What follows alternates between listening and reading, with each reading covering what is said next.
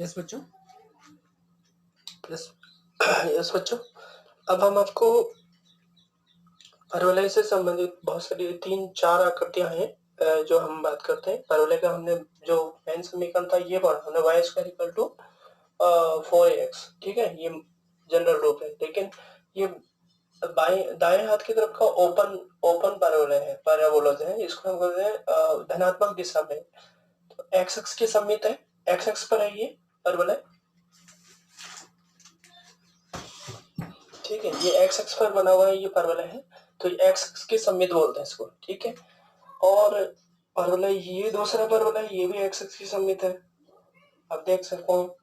ये भी x x के सममित है, लेकिन ये ऋणात्मक दिशा में है, ये धनात्मक दिशा में है, ये ऋणात्मक दिशा में है, ठीक है। इसकी नाभि इधर हो जाएगी, तो ये इसका y और y डैश, और इधर ये इसकी नियता होगी z और z डैश। तो ये इसका परवलय इधर है तो नियता इधर होगी, अपोजिट डायरेक्शन में नियता इधर होगी ना, ये z z डैश, और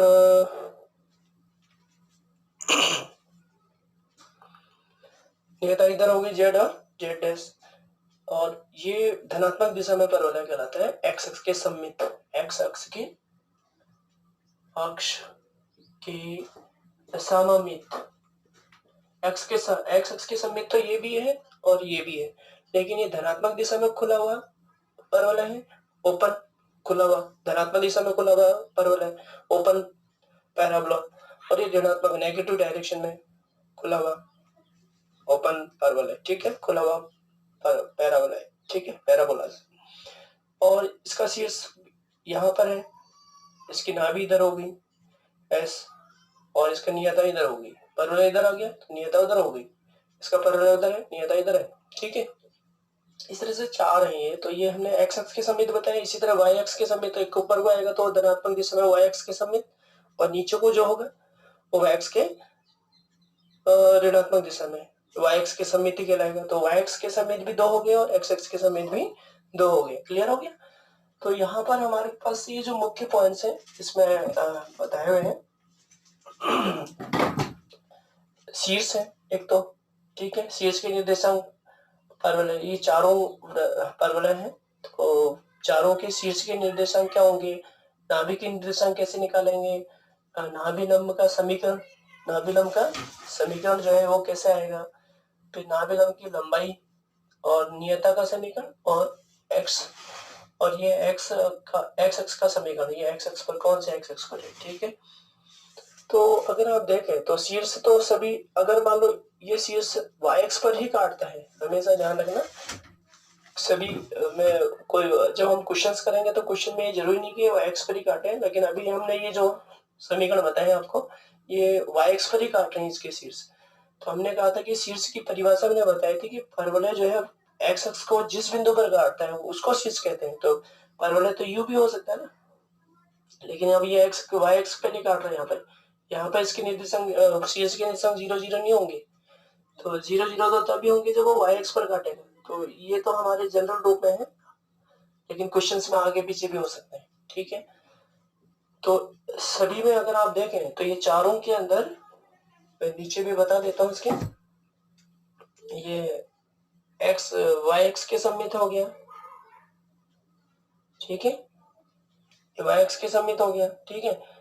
और ये जो है, लेकिन ये वाई एक्स के धनात्मक दिशा में हो गया, ठीक है, वाई वाई डैश, और ये जेड जेड डैश, इसकी नियता होगी इधर को, ठीक है, जेड डैश जेड, और ये शीर्ष हो गया इसका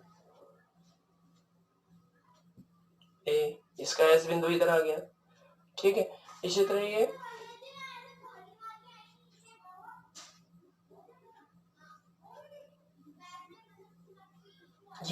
ये वाई एक्स के ऋणात्मक दिशा में सम्मित हो गया, इसका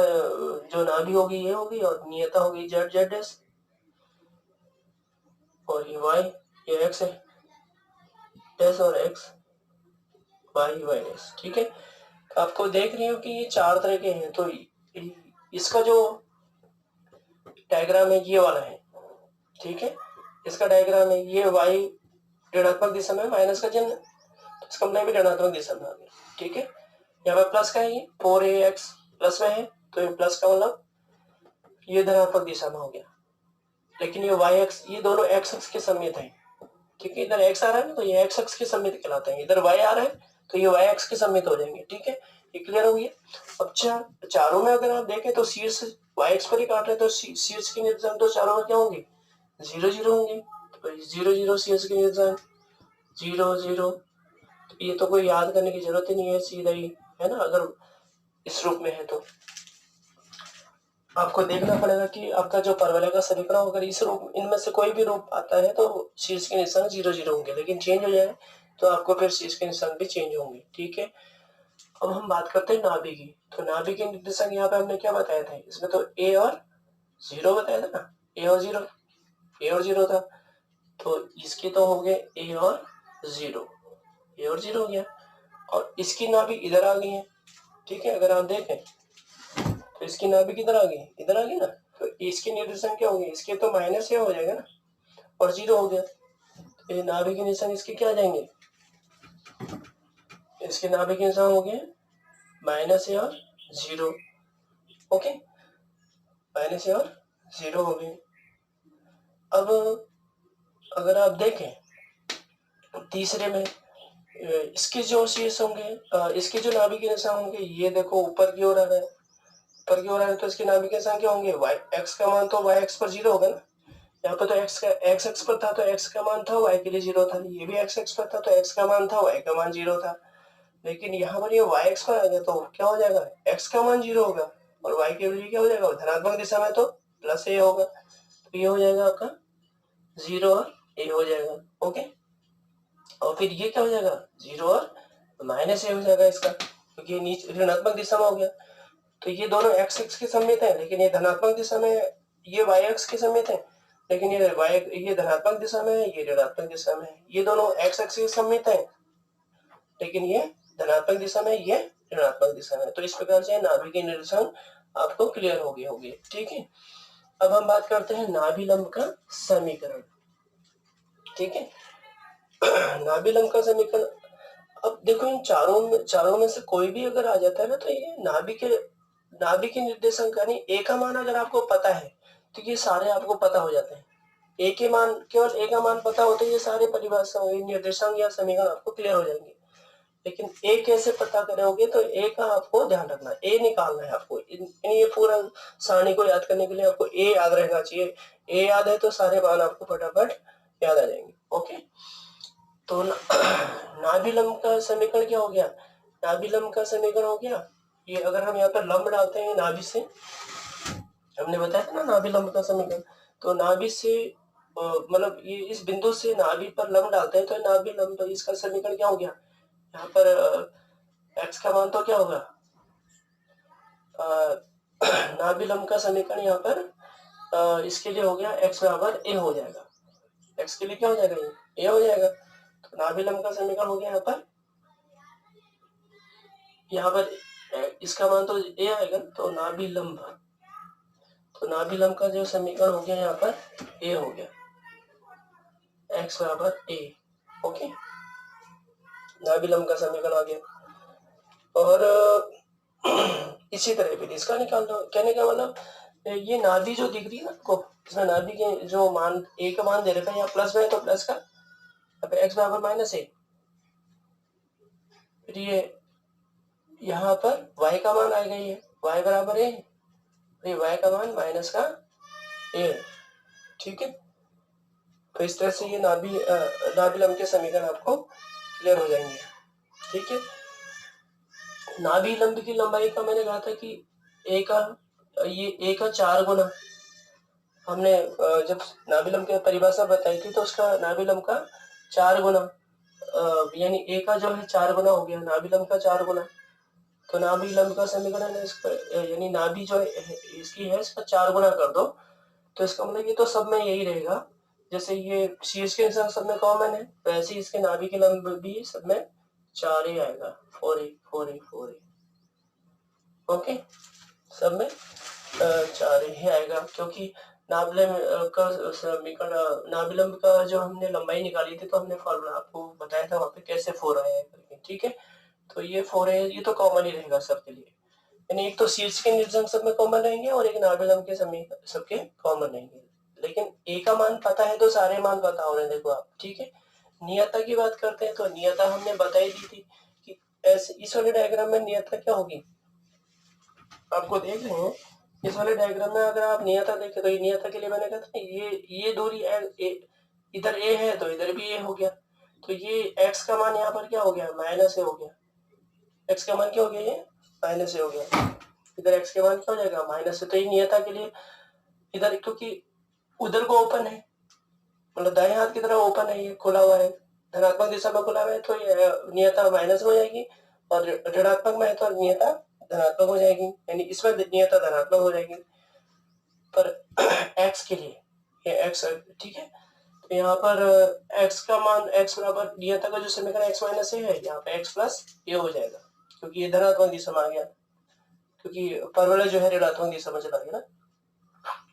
खुला है। तो इधर आप देखें तो परवलय ऊपर की ओर है, y अक्ष के समीप है, धनात्मक दिशा में, तो यहाँ पर नियता का समीकरण क्या बन जाएगा, y, यहाँ पर y के लिए y अक्ष पर काट रहा है ना, तो y के लिए क्या होगा, y पर होगा ना ये, लेकिन ये ऋणात्मक, y के लिए क्या हो गया, ऋणात्मक हो गया ना, x बराबर माइनस ए हो जाएगा इधर को, और ऊपर को हो जाएगा x बराबर y, सॉरी है ना, x बराबर नहीं y बराबर हो जाएगा, और इधर y बराबर प्लस का ए हो जाएगा, ओके। ये प्लस धनात्मक दिशा में है,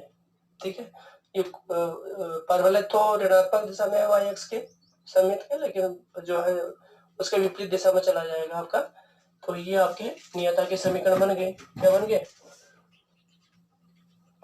नियता के समीकरण इसमें नियता का समीकरण बन गया x बराबर माइनस ए, ठीक है, और इसमें x बराबर प्लस ए, ठीक है, इसमें y बराबर माइनस ए, इसमें y बराबर प्लस ए, ओके। तो ये आपको नियता के समीकरण आ गए। अब हम बात करते हैं तो x अक्ष का समीकरण, और अक्ष किसे कहा था, हमने परिभाषा बताई थी अक्ष की, तो ये जितने भी परवलय है इसका, इस परवलय का अक्ष क्या है, ये x अक्ष है, ये x अक्ष पर बन रहा है, ये भी x अक्ष पर बन रहा है, तो इसका जो है ये धनात्मक दिशा में बन रहा है, तो ये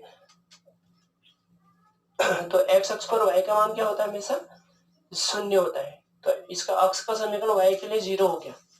तो सभी में y के लिए, इन दोनों में तो y के लिए क्या होगा, समीकरण 0 हो जाएगा। हम परवलय का अक्ष यहाँ पर x अक्ष पर बन रहा है, तो इस परवलय के लिए y अक्ष का मान जो होगा 0 होगा, तो इसका अक्ष का समीकरण कहलाएगा y बराबर 0,